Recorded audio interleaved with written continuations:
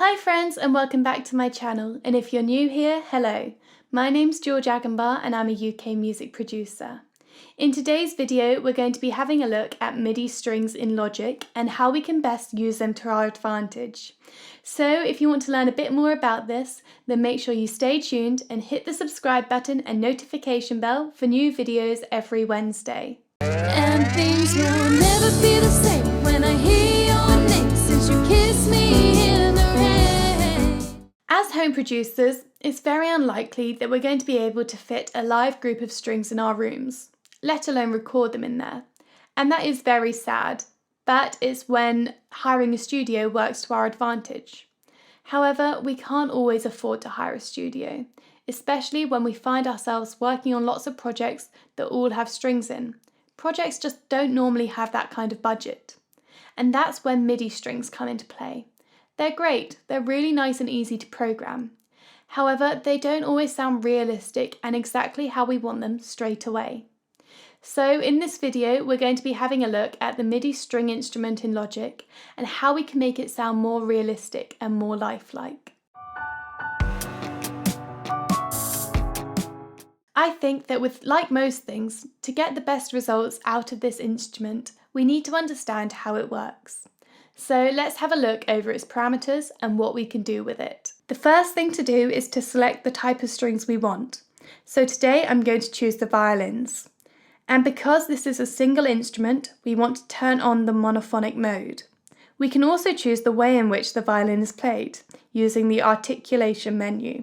So I'm going to keep it as sustained, so that the sound we get is of the violin being bowed normally. The dynamic CC button is really for when you have a MIDI controller, or a synth. It allows you to use a mod wheel to change the dynamics of the instrument when long notes are played, so you can control how the notes decay. The last played articulation does what it says on the tin and tells you the most recent articulation used. We then have these 5 dials. The cutoff, like with most synths, decides the cutoff frequency of the sound. So when you have it set to 100%, you hear all the frequencies of the sound. Then there's the resonance, which decides the amount of cut or boost around the cutoff frequency. So to keep the sound natural, I usually leave this at 0%. I don't want to change the frequencies. The volume just decides the volume of the instrument. And then a bit like a compressor, we have attack and release dials. And these control how long it takes for the note to fade in and out. So we really need to set those to our personal preferences and to what works best within our mix. And that's the basics of the MIDI instrument in Logic. Now, I'm sure that this has been mentioned in many other YouTube videos, but you can't really make a video on MIDI instruments without mentioning how you can change the velocity of the notes played. The velocity of a note is how forcefully it's played. If you think about it, a human won't play every note with the exact amount of force. There are variations in it. After all, we are human.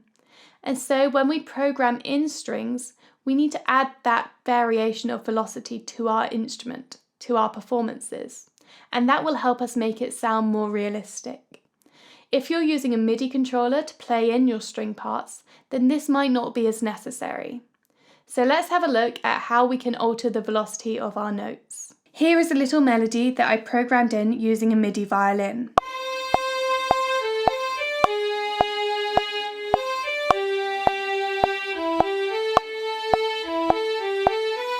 The velocity of each note is represented by the colour of the note. So as you can see here, all the notes are the same colour, so they all have the same velocity. And this isn't what we want. This would sound very robotic. A simple way to change this is to select a note and use the velocity slider on the left. You can see that as I slide this, the note selected will begin to change colour. And we do this for every single note. So if I want to accentuate the note at the beginning of the bar, a bit like how a player would play it, I'd give the first note more velocity and perhaps turn the others down a bit. There's no set rule for how you do this, you just have to do what feels natural. Here's the before and after of the string melody with and without the velocities being changed.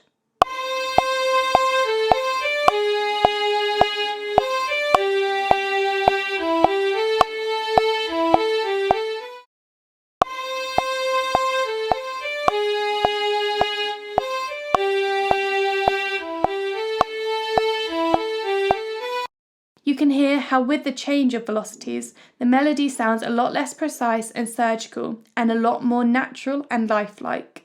Now, this is a great technique to use, but what if you had 3 minutes worth of MIDI strings? And you don't necessarily have the time to sit there editing each note individually. Luckily, there is a much quicker way that we can make our MIDI strings sound a lot more realistic. All you have to do is select all of the notes in the piano roll. You then go to Functions, MIDI Transform, and then Humanize. You'll get a menu like this pop up, and you have to press Select and Operate.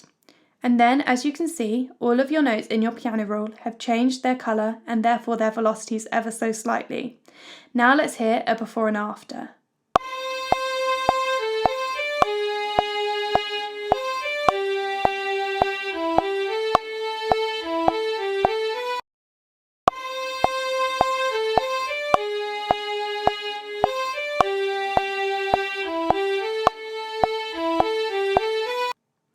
Like the previous example, after humanizing all of our notes, the melody sounds much more human and realistic.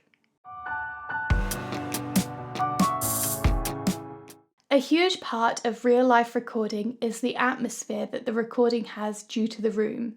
Now, in some instrument samples, you may get a bit of this atmosphere, but if we don't, we get left with a very clinical, robotic sound. And this is where reverb comes into play. It can help create that atmosphere that we want and that we need, and help us place a sound in a certain space. I've added a simple room reverb to the violin melody, with quite a long decay to get a nice big room sound. So let's have a listen to the before and after.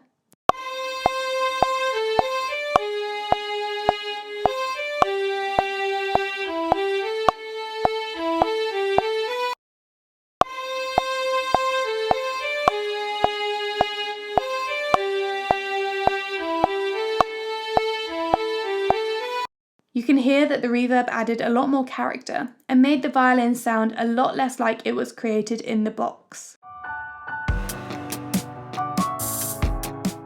So that's the basics of how I like to use and edit MIDI strings in Logic. They're really great and can make mixes sound awesome when they're used in the right way. Thank you so much for watching this video. I hope you found it useful and interesting. Let me know what you thought in the comments below and if there are any other videos you'd like to see in the future. Make sure you hit the subscribe button and notification bell, and I will see you again soon.